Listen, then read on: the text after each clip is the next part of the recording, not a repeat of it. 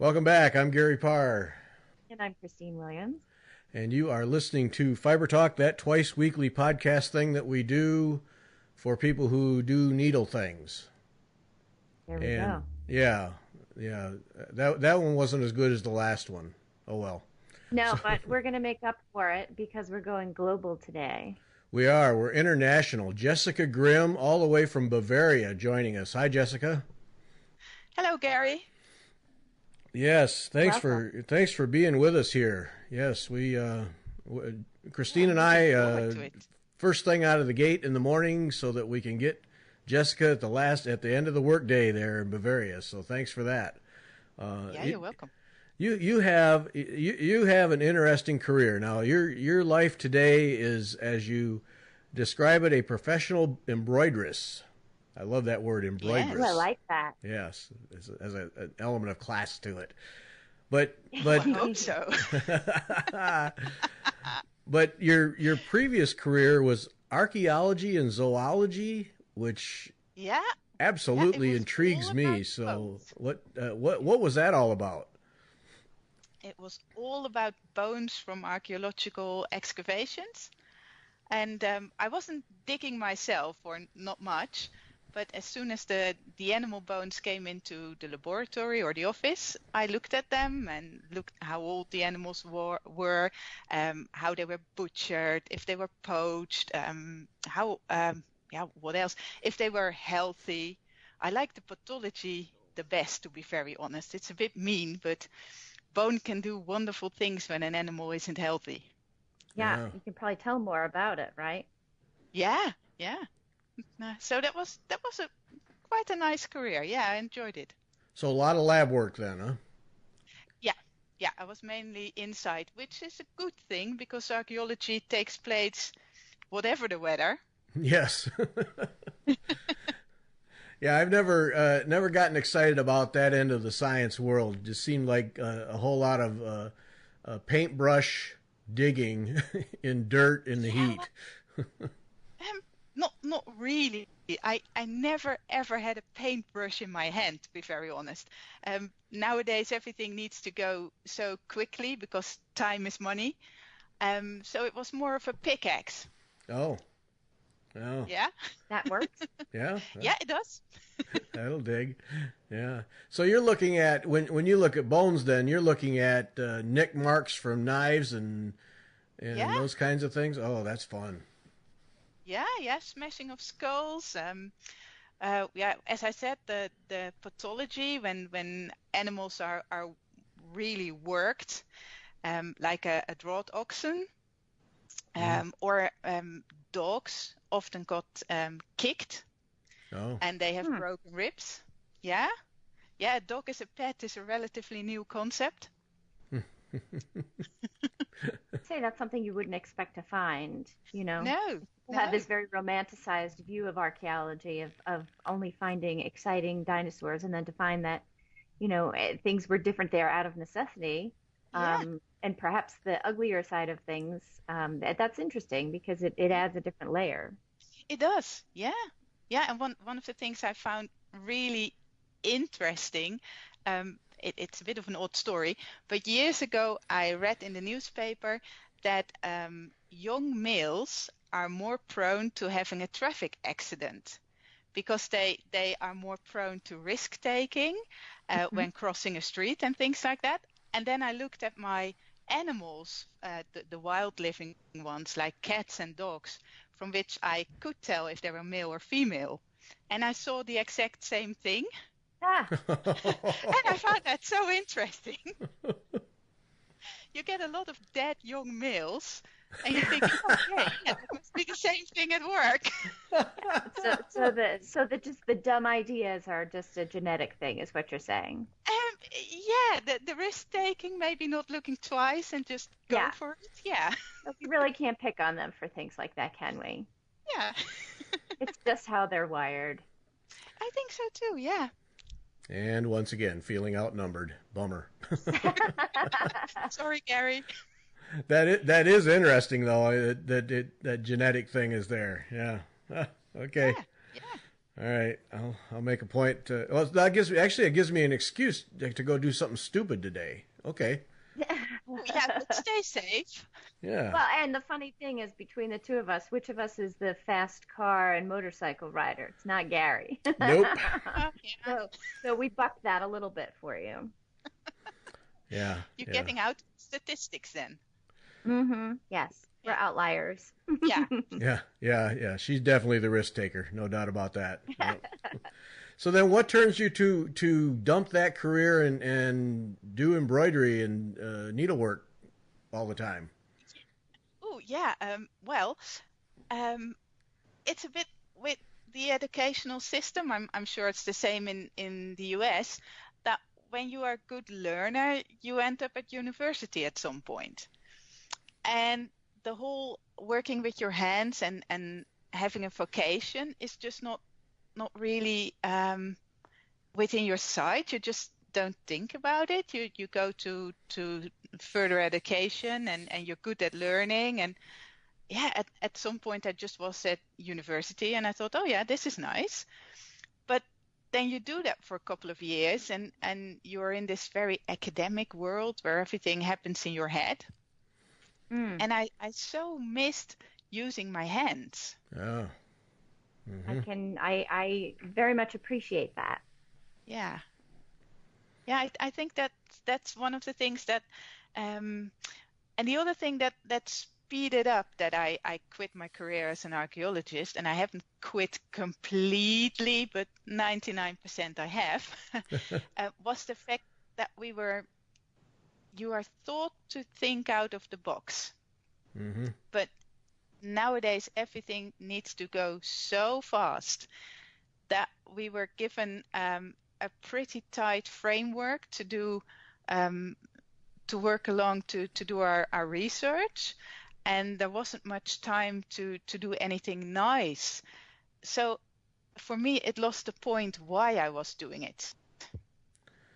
That's interesting because I used to be a science teacher, and I would always say once I left that to get into magazine publishing, I'd go back to teaching in a heartbeat if it could just be between when the bell rings and the door closes and it's just me and the kids. And I've changed that tune over the years as I've talked to other teachers because the same thing happens. You can't go and teach. You have this regimented curriculum that you must follow, and everybody who does science must be on the same page on the same day, and you lose that creativity, that ability to do something original and different that really inspires the students. And it sounds like the same thing for you. Just bang your way through it and get to an end and move on to the next one. And it kind of sucks the life out of it. It does. I was basically just signing off parcels of land and freeing them up for development. And that's not what archaeology should be about. It's about our past and what we can learn from it and how it can inspire us today. And what I find really difficult, people don't relate so much to archaeology. I mean, they did in the UK where I used to live, but not so much in the Netherlands. That was really difficult to get the story across. And I found it more and more difficult to work along this very strict framework to just answer certain questions and don't do anything else. That's not why I studied archaeology. Yeah, I understand that. Yeah, and I think, so going back to your point of being a scientist and not working with your hands, it's sort of an interesting way that science builds a career path, which is, and I'm interested if archaeology bends the same way as the more traditional, bench scientists do, which is when you start out, you spend all of your time on the bench doing experiments and work and building things and inventing.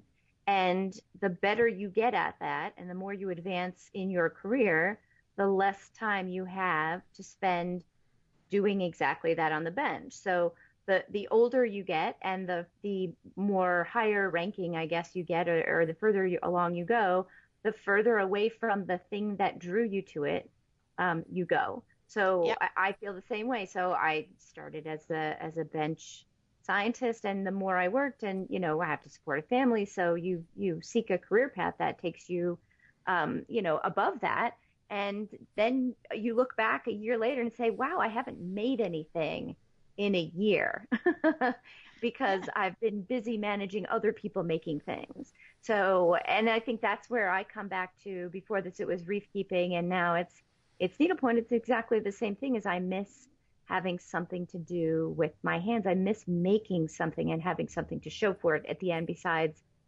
some document I wrote on a computer. You know, so Yeah. your mind does science, but your body doesn't any longer. So you need to re-engage.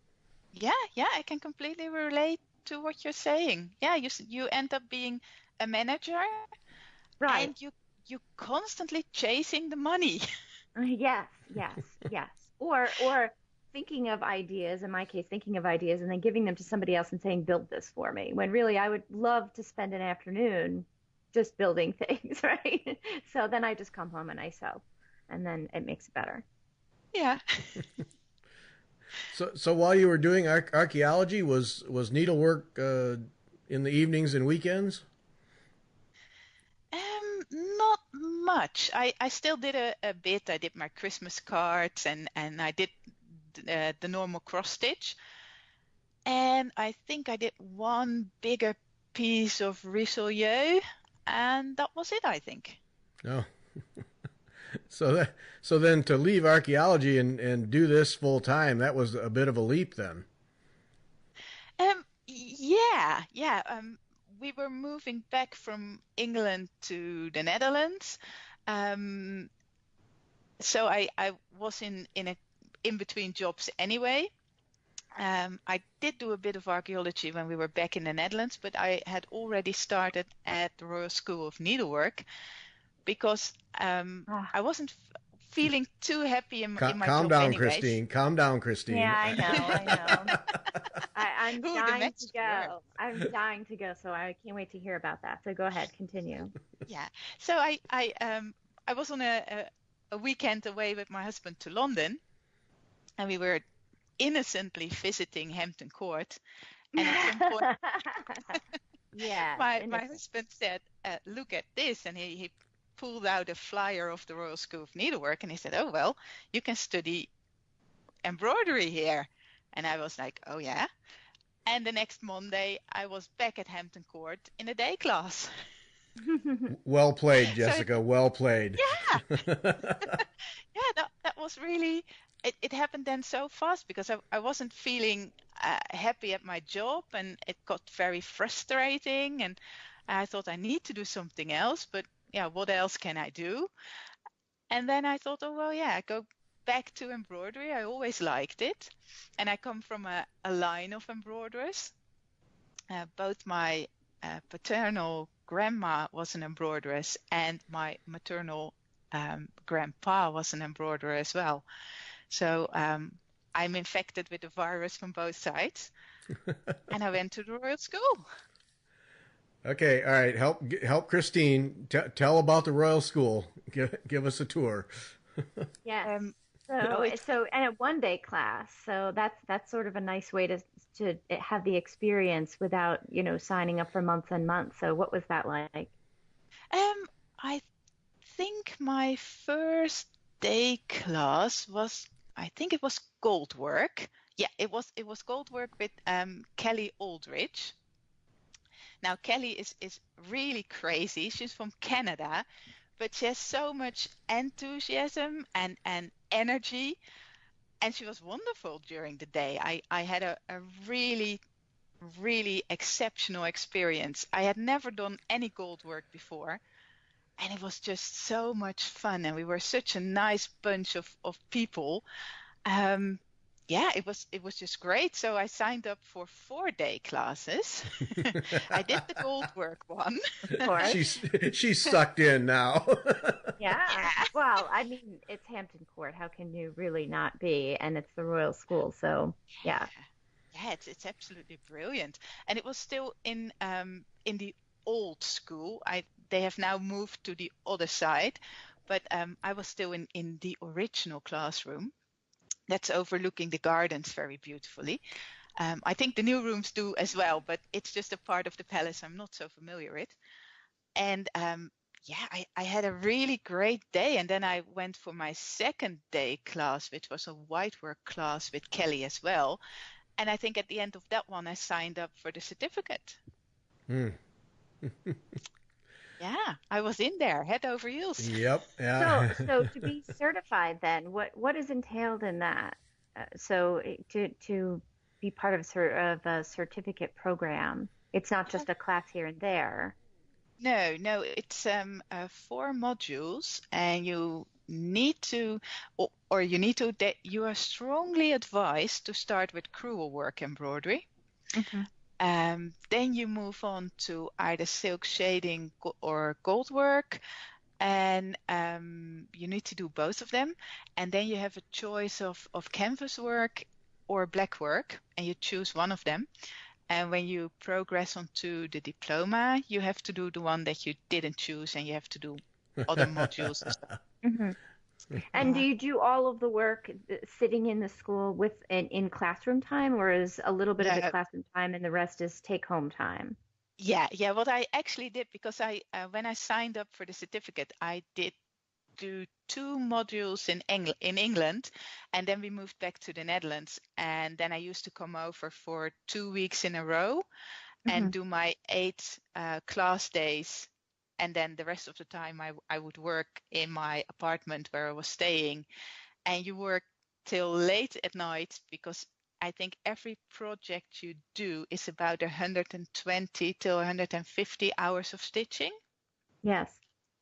So you will never be able to complete that in 8 classes. Mm-hmm. There's a lot of homework, but that's fun. Yeah. Okay, well, goals. Yeah, so you should go, Christine. It is really, really nice.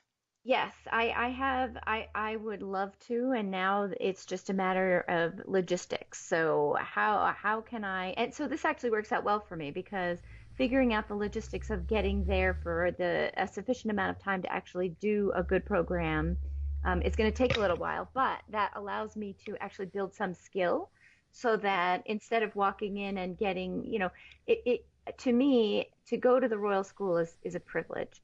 So I want to go with a good background. I want to go with a substantial amount of skill to begin with, and then allow that to be the fine tuning and where I can see someone becoming just really, really proficient as something, as opposed to going there as a beginning and learning, well, this is a pin stitch and this is how you start and end your work. That to me would be a waste. So I want to build some skill on my own and then go and be able to learn sort of the mastery of something.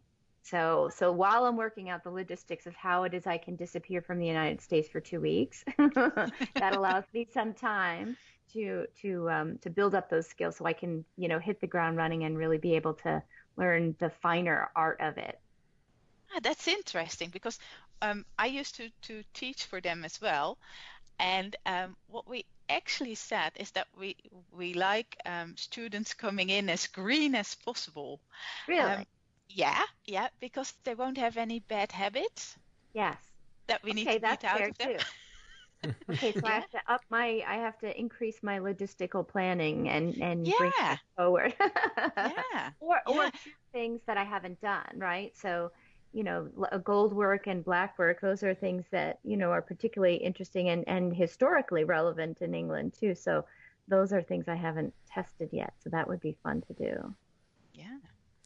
What's the culture like there? I mean, obviously the expectations for a result are very high. I mean, I have no doubt about that. But is it a fairly relaxed culture or rather rigid? What's it like in the classes? Is it fun? It's oh yeah, it is great fun. It is really nice to be in a classroom with people all wanting to be there. There's nobody there held against their will, which you sometimes have in university. And it's you spark ideas of each other. Oh. because it is very international. You will mostly have classes with people not from the UK. And that is brilliant. Everybody comes with their own cultural bagage, and it just melts into something new, and you see so much because you only have your own pair of hands to stitch with.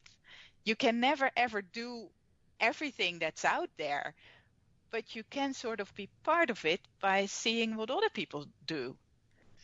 So it is very enriching. And also that way for you as a teacher? Oh yeah. Yeah, I love to teach because again, it means that I don't need to stitch everything myself.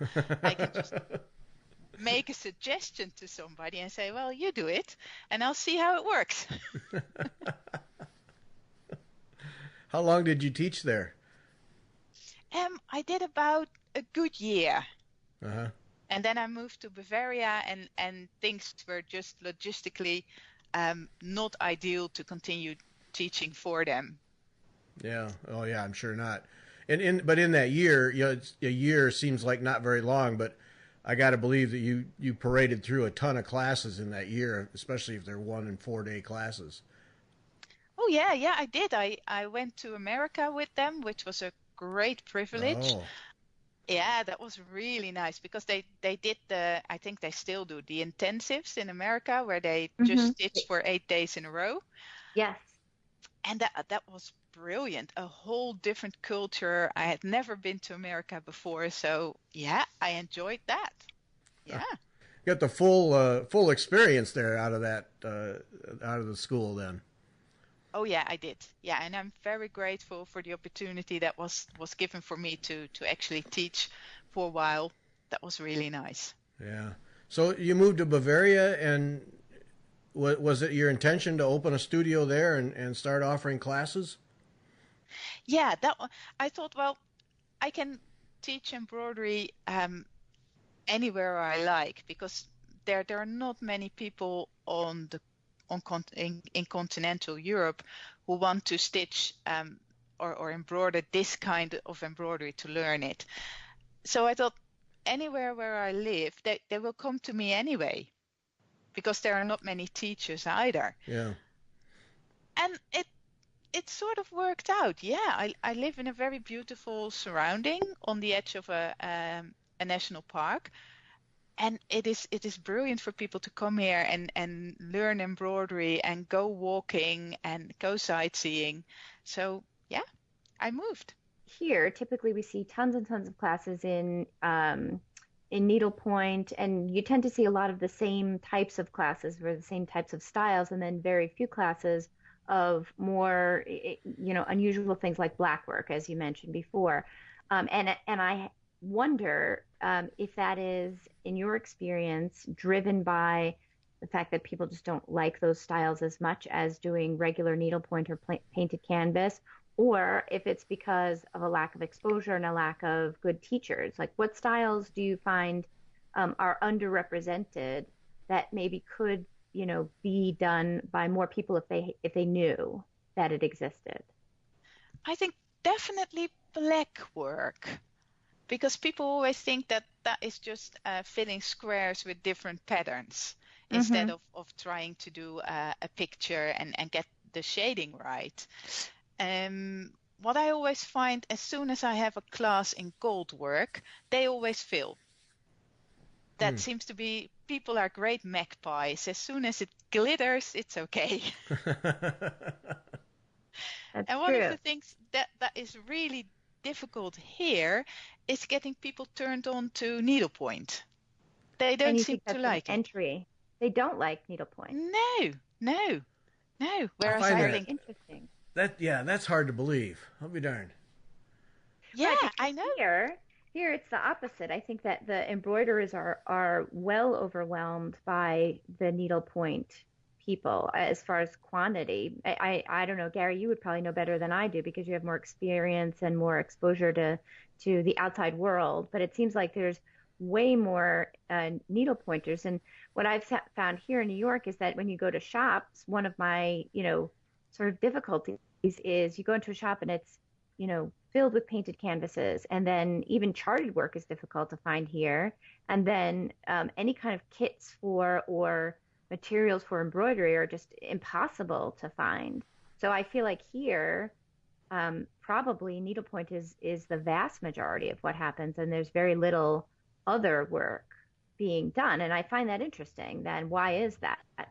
What is it about embroidery or going off the grid, as someone said very cleverly? What is it about that either is unappealing to people or intimidating? And what do you think it is?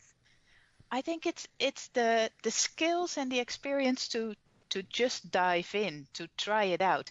Because to be honest, if you're having a painted canvas, or in this part of the world, cross stitches is very popular, follow the pattern and the result will be sort of okay.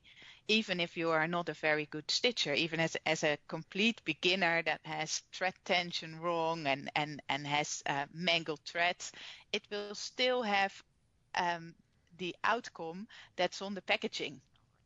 Whereas with all the freestyle embroidery going off the grid, I love it. It depends on your own creativity.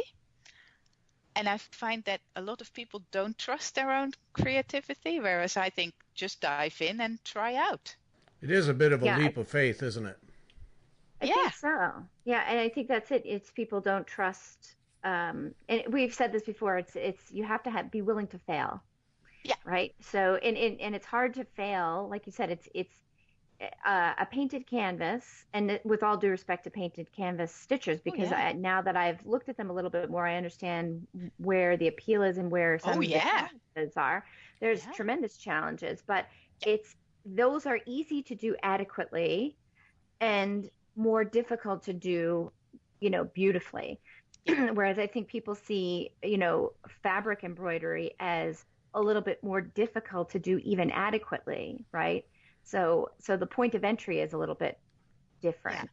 Yeah, I'm not sure if you remember the fox I did after the drawing of Millie Marotta. Yes. Mm-hmm. And I think I sent you the picture as well. I described the whole process on my blog, how I did it, how I came up with the image, how I did my thread choices, what kind of stitches I used, how I transferred the design onto the fabric. So basically, if you read through my blog posts on the topic, you could make a copy. And I'm still contacted by people asking if I can do a more detailed pattern of the fox, which for copyright reasons I can't. And that for me illustrates that people are really, really unsure to take the plunge. Mm-hmm. Mm-hmm. And to me, that piece is such a great example of something that, I look at it and I just think that what fun that is, because you can't get bored in it because there's so many different things in there. You have surface work, you have different types of stitches in the surface work, you have, wired slips, you have all kinds of different things going on here. And I suppose that's something that people could do, if they looked at this and said, okay, well, this is too difficult for me. There's plenty of places where you could replace one stitch that maybe you were intimidated by with something different. And maybe that's the part too that people have a hard time with. In fact, a lot of instructors or designers say they're always surprised when people ask permission to change a design. And they say, well, of course you can change it. It's yours. So, something like this fox that looks, to me, it looks, I'm immediately attracted to it and I want to try it because there's, so many different things in there that are different and new. But if you wanted to simplify it, you could do that by just choosing different types of stitches and maybe just, using fewer things going on there. So it's all adaptable, but people have to be willing to adapt it. And I think that's the fear is, like you said, if a piece is going to take 150 hours to do, there's a little bit of trepidation about saying, I'm going to do this and I'm going to put 150 hours into it. And then at the end go, nope, that didn't work at all. And you have to be willing to do that because otherwise you don't know what does work, right? Oh, yeah, I think you're absolutely right. I really like the idea of just stitching my fox, and I'm now doing it every month with the broderie box by Nordic Needle, and I just used only the things that are in the box and come up with some sort of design, mostly from the books by Millie Marotta, and just stitch doodle. And it's not it's not big girl embroidery, but it's just fun. And things go wrong, and sometimes I'm stuck with horrible colors, and I'm thinking, oh no, I would have never picked this. But that is such a fun challenge to do. And of course, there are not things that will go into the National Museum of Bavaria in Munich, but hey, they don't have to go there. Yeah.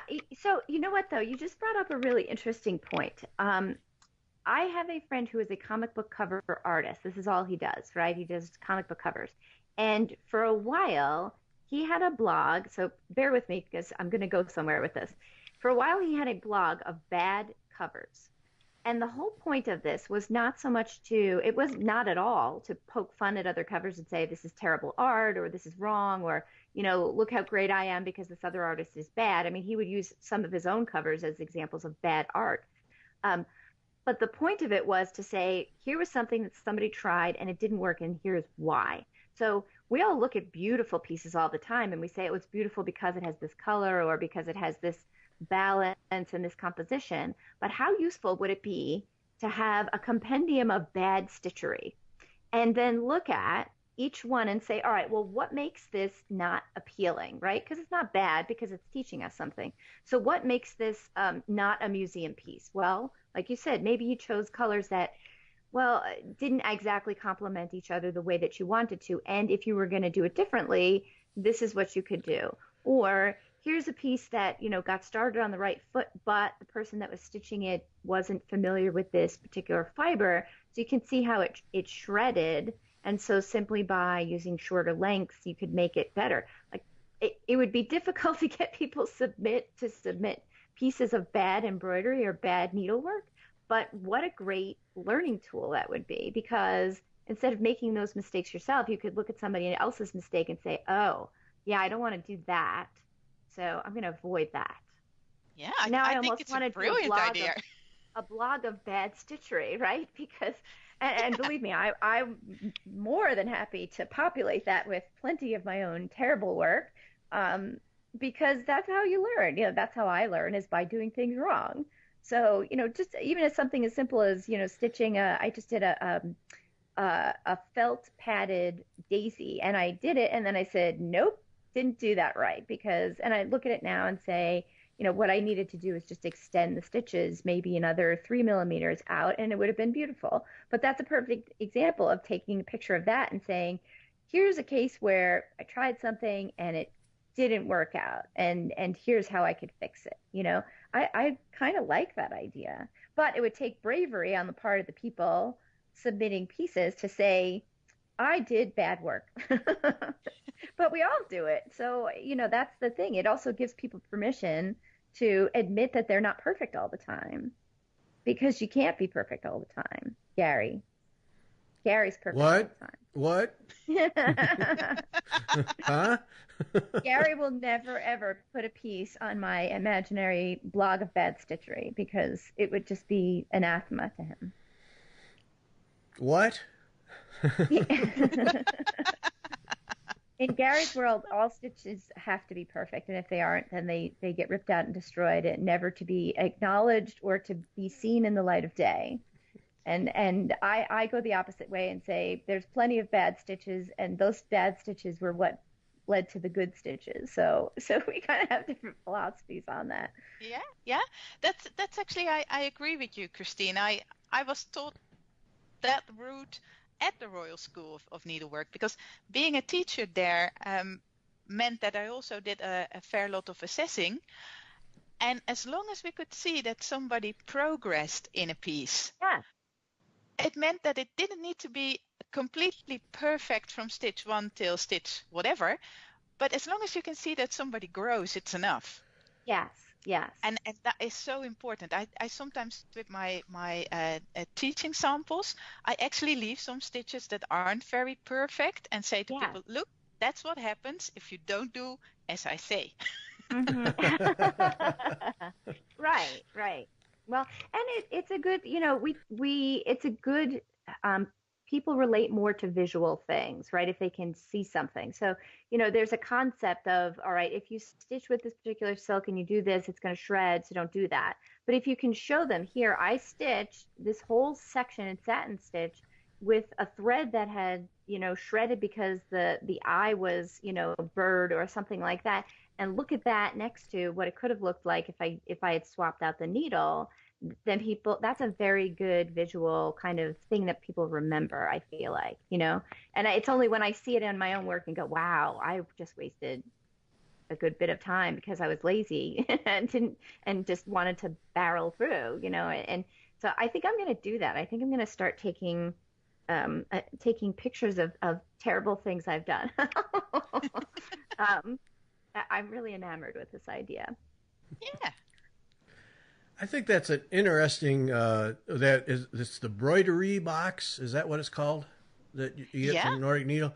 I think that's interesting because, I often think about everybody's always offering a thread pack of the month club or something like that. And so you just take that box, whatever comes in it, and try and make something out of it. Yeah.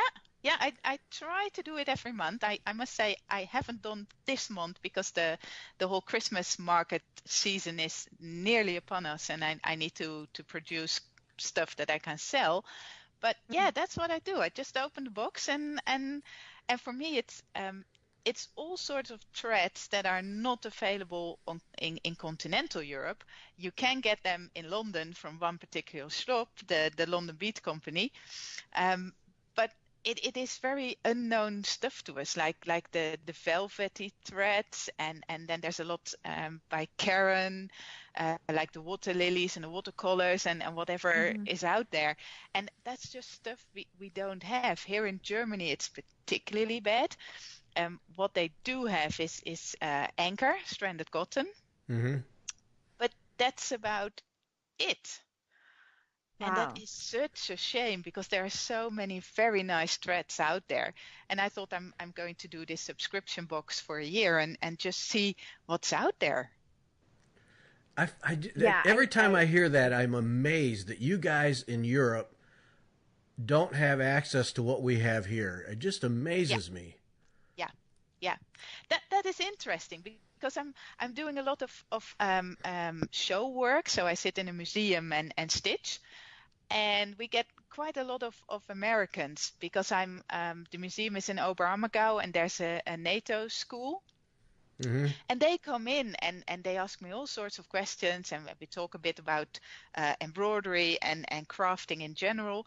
And they always assume that here on the continent we appreciate needlework much more than in America or in England. And I always have to correct them that is not true. It's the other way around. And see, that's the assumption that I've always made, is that the mother lode of needlework is in Europe, and if you really want serious needlework and want to learn from serious people, you go there. But wow. I mean, it does hold true for the Royal School of Needlework. That really is a center of excellent learning. But come up with a comparable place in Germany where you can really learn every form of embroidery. No, not really. I'm a private person who can teach quite a wide variety of embroidery, and then there are other teachers, not many, who are very proficient in one or two techniques, and that's it, or at least I haven't found them so far. And they haven't found me. Yeah, I wanted to learn a little bit more about what you do, your studio, and the different kinds of things you offer, because you offer quite a broad range of classes. Tell about how you got that started and how it's kind of evolved over time, and how you handle your classes. Well, I think it's still very much the way as I was taught with the Royal School of Needlework, because I like their quality. They really teach you the basics and teach them well, and then they expand. And I think it's important that you don't start to run before you can walk. Mm-hmm. and do things a certain way to maximize success, very honestly. And what I like to do, what I found out in Germany, normally the classes were a bit longer. They lasted from 9 o'clock in the morning till 5 o'clock in the afternoon. Whereas at the Royal School, it was always 10 o'clock till 4. And what I noticed is that the being focused and having the energy to survive from 9 till 5, almost nobody has. So I actually shrunk my class time, and it worked much better. Mm-hmm. Yes, so I basically still do as I was taught, and yeah, because I think that's the best way, to be very honest.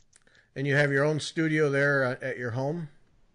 Yeah, it used to be, I think, the living room. And okay. Oh, yeah. I like to have one of those. Yeah, well, it's the largest room in my apartment, and it overlooks the Alpine Lake. It's very beautiful. It has large windows, so I have good lighting, and I can seat about 5 to 6 people, and it's directly off my kitchen, so I can actually. When I do my embroideries, we always eat together during lunch. And I can actually have an eye on my students whilst cooking, which is very clever. Yes. And it's a very nice arrangement. Yeah, working at home, nothing like it. Nothing like it. Yeah, yeah. Says the person who works from home to the person who drives an hour and a half to work. Yep. Yep. Yep. My office is 5 feet away. Yep. It's perfect. Mm-hmm. Works just fine. Yep. I wanted to ask about I've been criticized for not doing research ahead of time. A lot of times that's intentional, but and I didn't do it this time. Silesian whitework and Appenzell embroidery. Those are two I'd never heard of. No, I think most people haven't. Okay, good. The Silesian whitework is actually a form of whitework from the people from Silesia, which was a part of Germany before the Second World War. And what it is it is from the traditional folk costume. It is a form of whitework. It used to be a very, very fine form of whitework on what is it, on sheer linen, I think. It is very, very veil linen, I think it is. Yeah, it's very thin. It is transparent, and they would do their whitework embroidery on top. It doesn't have a huge array of stitches. They use a lot of chain stitch and buttonhole. They cut out pieces and weave needle lace into it. And it used to be rather fine with linen threads on linen, but nowadays it's really hard to get the particular type of linen is no longer made because it was made in Silesia and it no longer is. And even the linen threads is a bit difficult, although I have found pretty good substitute through the lace makers. So it's quite a nice form of embroidery, but there are very few people who still practice it and who can actually teach. And then the Appenzeller embroidery is also white work. It's very fine, and it's actually not stitched in white. It's in very pale blue. Ooh. And it is very beautiful. Very difficult to do, but very, very beautiful.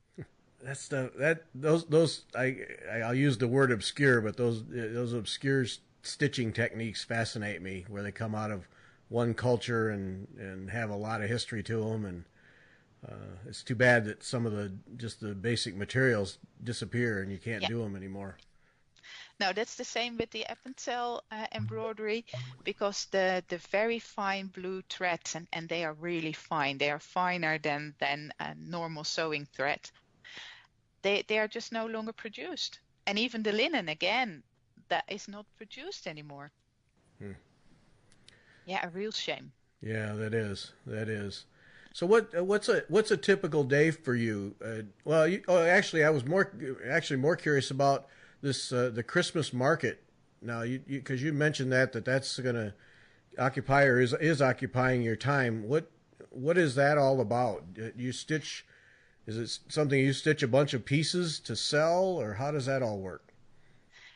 Well, to be very honest, I don't know because I've never done it before. Oh, there we go. Okay. But one of the difficulties for me here in Germany, and it was a bit in the Netherlands as well, people are not living their lives online so much as Americans or yeah, even the Dutch, I think, do. So it is very hard to reach people and to make yourself known. Particularly where I live here, people read newspapers. Well, that's excellent, but the newspaper ad is really expensive. So that doesn't help me much. And people suggested that I should go out more and be on markets and craft markets and things like that. And I thought I'd start for the Christmas period.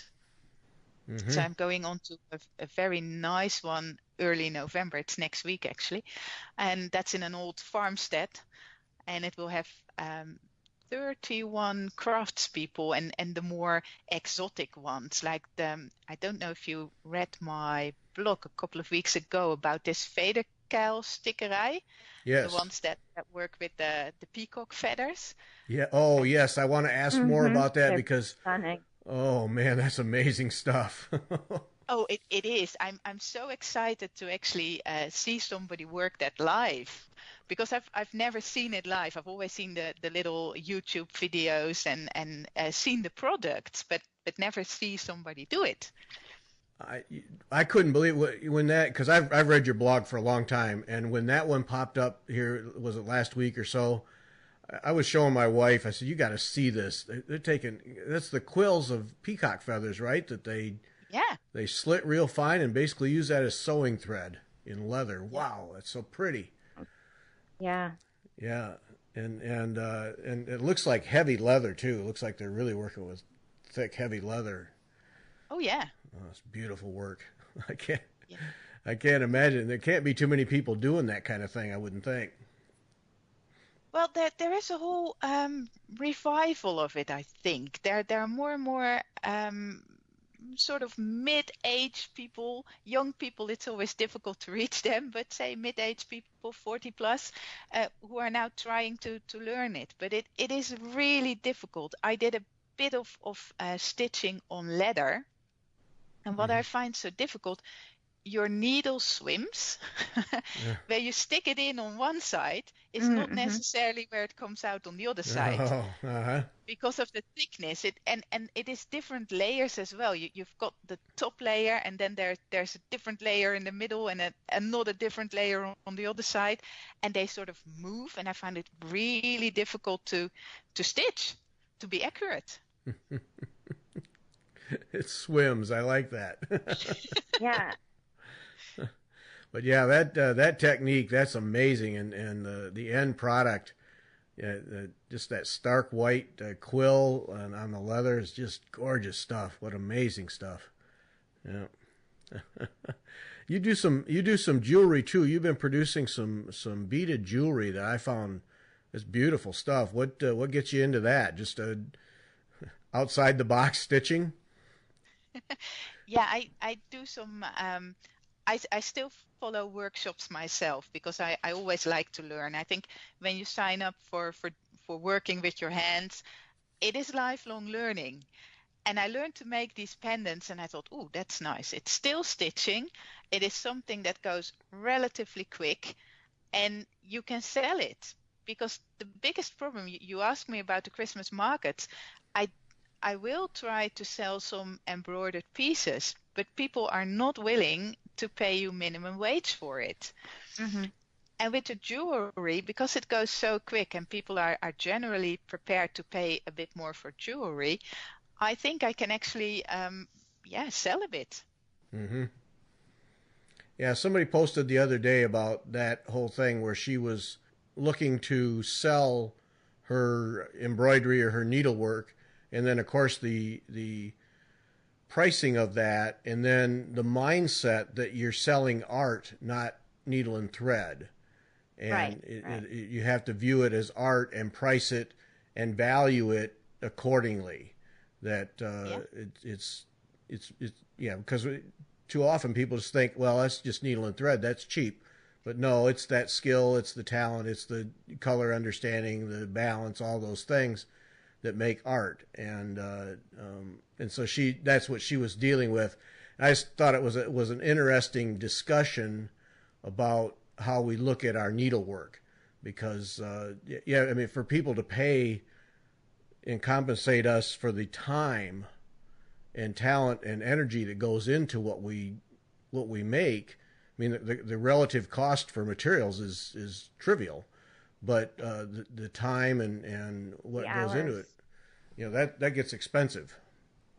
Yeah, absolutely. And I very often get asked, oh, how much does it cost? And then I usually reply, no, I'm not going to argue with you about it. It is not important. I'm not selling it. But people keep nagging you. They really want to know. And when you give them a figure, they all go, oh, nobody can afford that.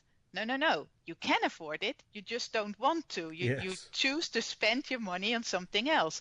And that's absolutely fine. But stop making these remarks all the time. I'm sitting there, you can visit me for free, you can ask me questions, and every second question is about the money. And it is sometimes really, really personal. Really like, can you pay your rent by doing this? And I'm sort of, I'm not asking you if you can pay your rent, so stop asking. Yeah, it does. It keeps coming back to money. And I gave a gift one time, and it was, first question was, how many hours do you have in it? Just appreciate it for what it is. It's, you know, quit trying. Don't try to put a value on it. Yeah, just it's a beautiful thing to look at and enjoy. It's yours. You know, say thank you and move on. Just yeah. It's this idea that that it needs to have a monetary value, and I think my pieces are for enjoyment, and you don't need to buy them. I mean, I'm very happy when you do, but um, don't constantly try to make it so economic, and see if it's economical that I work these things, because of course it's not in our modern world. But I think we still need craftspeople, because they are a link with our past, and I think they can teach us for the future and for the direction we should go.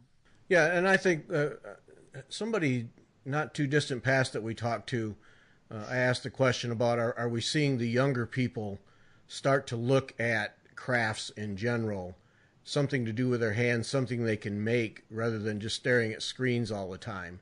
And the person said yes, that she felt that was happening, that young people were starting to look for things like needlework and what the satisfaction, and yeah, like Christine said earlier, I made something, it's mine, you know, I did this, and that's good. I mean, I'm encouraged by that. We need more of that, where people are sitting down in their spare time and doing something constructive and something that's relaxing at the same time, and then there's a product at the end that they can hold up and say, yep, I'm pretty proud of that, that worked out, I made that. And it just I hope we see more of that. I mean, the hobby needs younger people in general to keep going, the whole needlework hobby, but to have that enthusiasm, and because once a few start doing it and the word spreads, then you get more and more. It geometrically just grows, and so it would be great. Do you see young people in your classes? Are you getting younger people?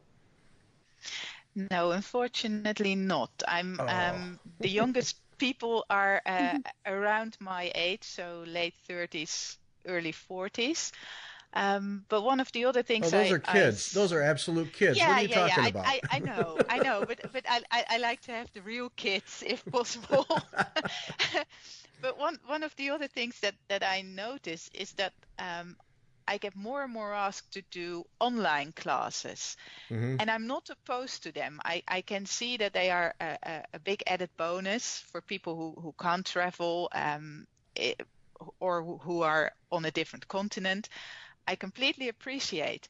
But I like the needlework and the crafting because you meet people and it's about the stories and actually seeing each other. And that you don't have with an online class. Right. Yeah, that's so true because you don't get the camaraderie, and like you suggested at the Royal School there, where you get ideas from people, and Yeah. Everybody grows from that. Yeah. Still can't believe you guys don't have every thread in the planet over there. That's just not right. No, not at all. We're gonna have to bundle some up and ship them over. Yeah, yes, care packages. Yeah. No, I actually when I order supplies, they come from everywhere. The gold threads come from either the UK or Vienna. Then my perlé comes from South Africa. Then my wool comes from England. Then I've got Chinese silk, and then all the specialty threads come from America. Oh, you're truly international. Oh yeah. Is gold work material getting harder to come by? I mean, fewer suppliers? Yeah, I think so. But I still have the one in Vienna. They still make threads, and there are still people in the UK who make them, but there's nobody left in Germany who does them. Hmm. That whole area of stitching, not just because it shines, but it intrigues me because there's such dimension to all of the threads and bits and pieces that you put down on the ground cloth. Such dimension, and you, depending on how you put it down, the reflections you get, it just seems like a really, really interesting, different challenge. It's not, I haven't really seen that it looks all that tough to do, other than it must be slow and tedious at times. But depending on what you do with those threads, you can really generate some interesting reflections and dimension. Yeah, it's a whole different kind of stitching. It has far more to do with beading techniques and the whole padding from the stump work. And one of the things I needed to get my head around is that, yeah, you need to be very precise, but there is a limit to the precision with which you can stitch, because the thread itself has a certain sturdiness and a certain form, and it was never meant to be viewed very up close, because it comes from the liturgical vestments and the robes from the king, and you were looking at them by candlelight, and it was just dazzling, and you weren't inspecting them up close. And that was a thing I needed to get my head around, that yeah, you need to be very precise and stitch neatly, but there's sort of a limit to the neatly you can get, if that makes sense. Yes. Yeah, they only give so far, huh? Yeah. Yep. Stand back, enjoy it from a distance. Yes. Yeah. Jessica, this has been a lot of fun. We need to wrap up here, Yeah. but thanks for making the time. It's been really fun to talk with you. Yeah, this is brilliant. This is so nice. Yep. Yeah. Thank you for joining us. Yep. Yeah, you're And classes, jessicagrimm.com. That's Grimm with 2 M's, jessicagrimm.com, and links on the page for this podcast so that you can find her. But classes over there, so if you're going to Europe, get your butt to Bavaria there, and Jessica will teach you something. It'll be good. I promise I'll do it. All right. Thanks to everybody for listening, and Christine and I will be back on Wednesday.